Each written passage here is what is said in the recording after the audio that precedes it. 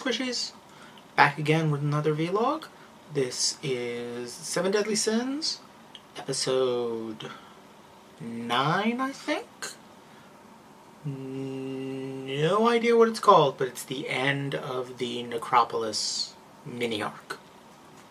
So the first thing is I'm starting to get a sense of...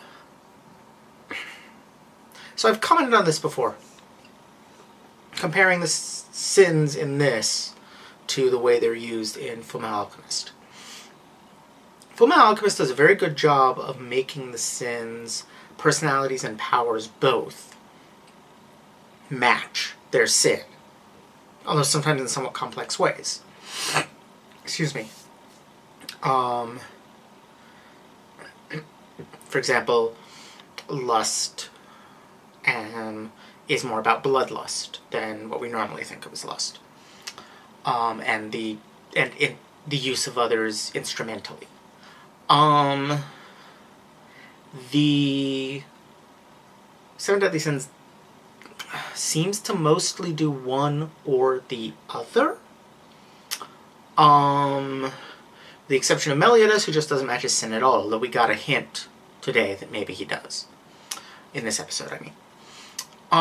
So, starting then, I want to just run through them really quickly, because I have a really hard time remembering which characters are which sin, and I think this might help me.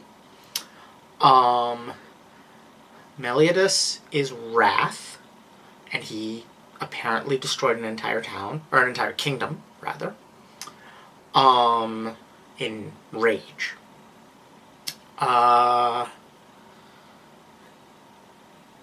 Diane is Envy, and she's jealous of Elizabeth.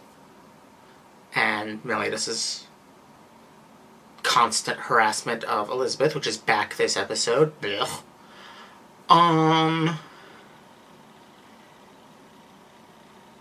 Ban is Greed, and he's a thief. Easy. King is Sloth, and he flies around on a pillow. Okay. That said, King being Harlequin, King of the Fairies, is interesting. If you have read my work on either Madoka Magica or the DCAU, which, I recommend you do, I'll link it in the description. If you have, then you know that I've studied a little bit the origin of the Harlequin and the character of the Harlequin and where it comes from, because it shows up in both. Walpurgisnacht has elements of a Harlequin doll, and then Harley Quinn is a huge figure in the early DCAU. And the thing about the Harlequin is one of the major roles of the Harlequin in the Commedia dell'arte was to change the nature of the story, the nature of the performance, to announce the beginning of the more comedic, lighthearted part of the evening, by waving the magic bat and transforming the stage, the setting, the characters, and ushering in the Harlequinade, the silly part. I'm getting the distinct impression that King's role here is the opposite. He arrives, he waves around his magic stick, which in this case is a spear, and ushers in a new story that unfortunately looks highly likely to be a tournament arc. As they try to win Diane's hammer. I was wondering about this, because there's only 4 sins shown in the ending, which suggests that they're not going to get a fifth sin until either the second half of the season or next season, whenever it is that they change the opening and ending. Some shows do it by half season, some do it by season. And yes, I know technically anime doesn't have seasons. Close enough. Core, or whatever you want to call it. So, tournament arcs. There's this idea in game design called time to crate, or game... I'm actually not sure if it originates from design or criticism, but you see it in both. The idea of time to crate is that one of the most common elements in video games is a crate that you can destroy and get items out of it. And time to crate is the amount of time between you starting a new game as a new player and you encountering your first crate. And it is, the shorter it is, the less imaginative the game is the rule of thumb. The moment at which you find a crate is the moment at which the developers ran out of ideas and just started doing what everyone does. Shonen anime have time to tournament arc. The moment a tournament arc shows up, that means the writers ran out of ideas and they're just doing what everybody else does. So, for example, Fullmetal Alchemist Brotherhood has no tournament arc at all. It has an infinite time to tournament arc. So, it's extremely original and does things very differently from other shonen anime. Dragon Ball has a tournament arc roughly every episode. Most of the series is comprised of tournament arcs. So we would predict from this role that it is unimaginative, derivative crap that has no ideas driving it whatsoever. Which is accurate. 9 episodes is not a good time to tournament arc. So, I'm really hoping this isn't an arc. I'm really hoping this is 1 episode. Because the series really... The Necropolis mini-arc was actually pretty decent. It wasn't like, oh, this is not my favorite anime ever. It wasn't even, oh... If tomorrow Benny stopped commissioning these, I'd stop watching. The Necropolis arc did not change that. There are other things that people have commissioned that I would still watch if they weren't commissioning them. I wouldn't necessarily watch them with the closeness that I do to vlog afterwards, but I would watch them. This is not one of them. And that's not to say that it's bad. Sometimes it is. But mostly it's just been okay. The Necropolis arc was one notch above okay. It was decent.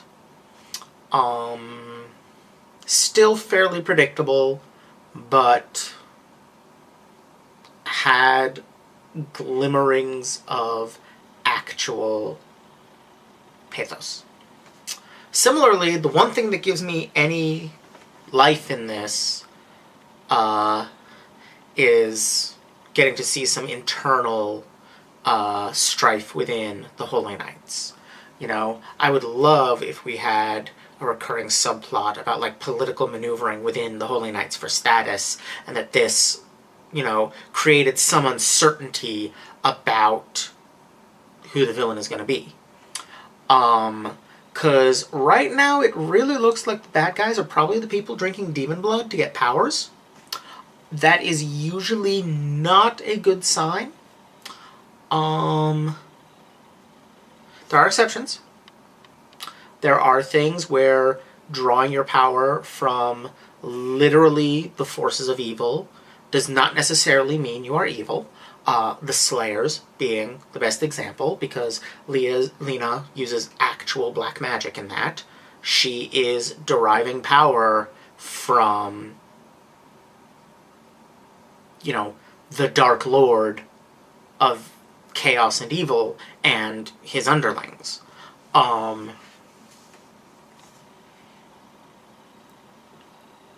But she uses that power for good-ish. She generally, eventually uses that power for good, with a lot of selfishness along the way. I'm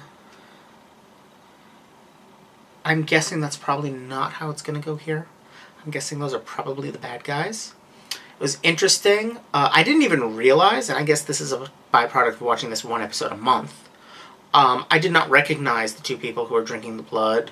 I didn't realize that they were from past episodes, but they were the guy from, I think, the first episode, the kind of pompous, low-tier knight. I think he was a knight, but not a holy knight, is how it worked. And then the girl was the one that I actually kind of liked, I think. That was King's Guard. No, Ban's Guard, sorry. So, interesting that they're bringing her back. I like that they're bringing her back, because if I remember correctly, I liked her. I'm also glad that Guela is still around, because she was pretty neat. Yeah. So, at least there's things that are keeping my interest. I just really do not find characters competing against one another in a tournament that compelling a story. Which is why I don't watch much sports. That's just not that interesting to me when the only stakes are winning or not. There's no real consequence, because, let's face it, if they lost the tournament, they could easily murder everyone and take the hammer.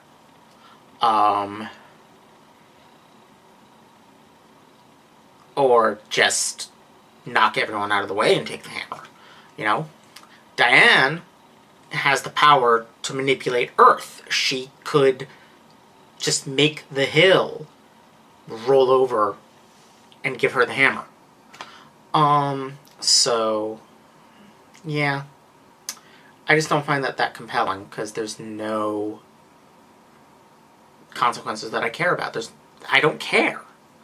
And even when there is something on the line, it's usually something really artificial. Like, why are they using a tournament to settle this as opposed to just fighting?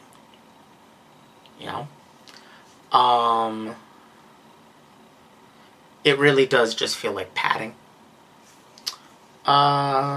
So...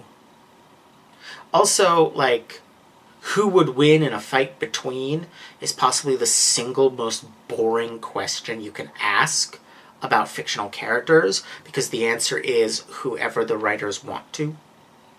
The perennial one is Superman versus Batman, and the answer is the writers decide. Why are they even fighting? Yeah, it's just not something that appeals to or interests me, tournament arcs, I mean. So I really hope this is contained to... the ideal would be to open the next episode with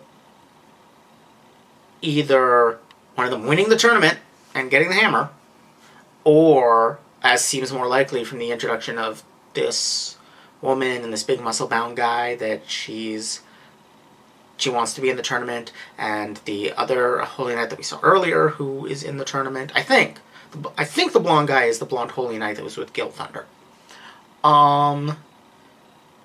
More likely would be... Well, the most likely is they have a tournament. But the most likely that I would not hate is if they you know, if those characters interrupted the tournament 5 seconds into the episode to fight the main characters, you know, so as to have one fight instead of 7 billion. Yeah. Not a fan of tournament arcs. Really hoping the show isn't headed that way. I enjoyed the Necropolis thing. Gila is neat. King is pretty neat. I guess that's about all I got. Meliodas continues to be terrible. Yeah, that's about it. Thank you all for watching. Don't forget to like, comment, subscribe. Check out my Patreon for early access to Let's Plays, Vlogs, essays, and more. And I will see you all next time. Bye!